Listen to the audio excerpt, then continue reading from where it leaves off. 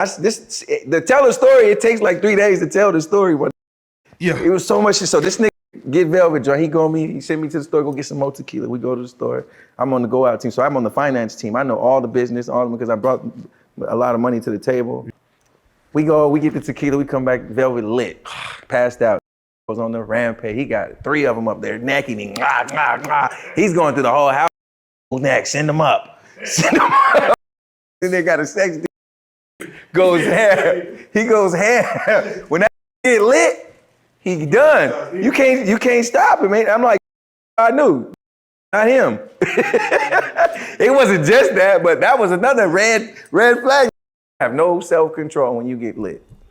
Because that's the night he pulled out his penis on my wife too, in the shower. That's the night they had all the spiritual baths going on.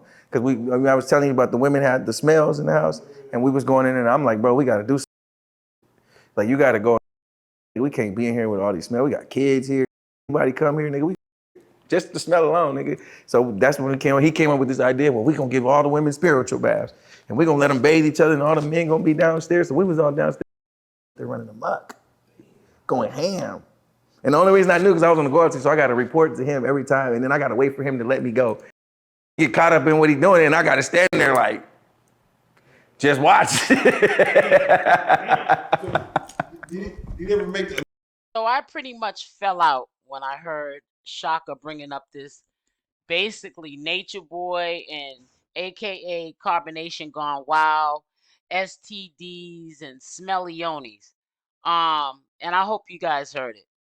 You know, it was said a few times from guests that stayed there. I'll call them guests because they were people that were gonna join Carbonation. It didn't work out, and you know how people come back and they get chatty patty. They get on these sites and they pretty much, you know, tell what goes on behind closed doors. But you know, this should really, to me, be enough for Malia and the rest of the women that are still there, because I know that they look at these videos. It should just be a wake-up call every single day, what Natureboy has done to them and how they're looking on social media and how this is going to look when years go by and their kids are old enough to go on to YouTube or all these social media platforms and look this information up for themselves. How are they going to be looked at? We know how mean children can be to one another, and it's really sad that they're not looking at this, you know, for face value. And when I heard him saying how they had to clean up the place because there were kids in there, it bothered me. One, because there were kids in there. Two, because it just brought back the memories of Malia and how yonis don't just have a smell unless there's a issue going on. And Malia had an issue going on, and she ended up in the hospital for a couple of months. She had an STD that the CDC never recognized or even had logged in the book. And this is all from reckless behavior from humans. I also recall when Velvet, when she told her story, because she would tell her story, her, you know, bits and pieces of the truth, and with mixing with, you know, her little imagination. But I remember her saying that he always had a smell to him. So I think Natureboy had got to a point where he may have been, well, he was, it wasn't no may have been, but I'll say allegedly to protect myself. Allegedly, he was walking around with these STDs. And because he probably over the years was getting them so much, it was normal to him. It didn't feel abnormal to him, but it did probably to the women. I'm quite sure they could smell themselves and they could smell each other. Or sometimes you get to a point where you can't smell each other or yourself. But it got so normal that it got out of control. And for someone to get up here on the interview and describe that day in detail, it is really, it's sad. And it also gives you a visualization of actually what these women have endured, and how it's sad that they're not realizing that they were on a vacation now, because you know word in the street, um and I believe it. It's they sat him down long enough. They were trying to at least get some time out of him, even if they couldn't get enough evidence to convict him. But word out on the street, he's supposed to be getting out soon. And I had said yesterday in a live, don't be surprised if he's out by the summertime. Don't be surprised.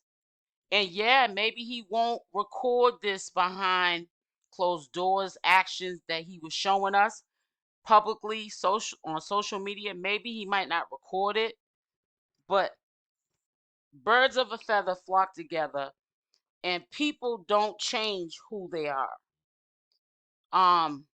People, the women that are over there, they have not changed because they're waiting for him. Nature Boy did not get the way he got overnight, and he has not changed. So even though we're not probably going to see it publicly, what he's doing to these women, or even have an idea, it's still going to go on. And that's the sad part about it. And I think that they're going to stay even longer because they're not being subjected to a camera and feeling like they're being scrutinized, because they're not being recorded anymore. And they're going to make it be okay for them to be subjected to this behavior. And it's really sad that they don't see things for what it is, and and to see that, especially the ones that have kids, you got to be there for your kids. Stop trying to be there for Nature Boy. Nature Boy wasn't even there for you when he was out. He was, using you as a tool. He wasn't even treating you like a human. He was disrespecting you. And when he started to see that the algorithm was blowing up from some of the stuff he was doing that was inhumane, he started getting worse with it. And it's really sad that these women don't see this for what it is. And while they have a chance where they don't have to answer to anyone, they don't walk out the door.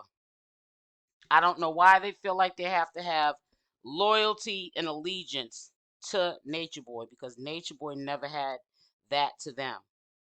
And I don't believe when he gets out that he isn't either. But I really hope that when you get a chance, everyone who is looking at this premiere, you take the time out and you look at that live. Some people look at it like, oh, that's too long. If you could sit there and look at a movie that's make believe, but you have someone who lived that lifestyle, which was Shaka, for a short period of time over in Carbonation, and able to tell you in great detail what actually happened over there, you really should take the time out to listen to it. And I say this because if we look at it like that ain't my problem, it's not me going through it. It might not be you going through it. It could be your daughter, your niece, your grandniece. It could be whoever, your son. It could be them going through it. And they'll only go through it because we're allowing history to repeat itself, because we're turning the other cheek. We're acting like it's not our problem when it's a community thing. And the only community that's really being affected by it is the Black community. And it's really sad that people don't see things for what they are. And I really feel like even in the past, was people calling the embassy because it was just the thing to do, or were they doing it because they really cared? You don't have to know somebody to care about their well-being. And I really hope that really soon that these girls get it together before Nature Boy gets out.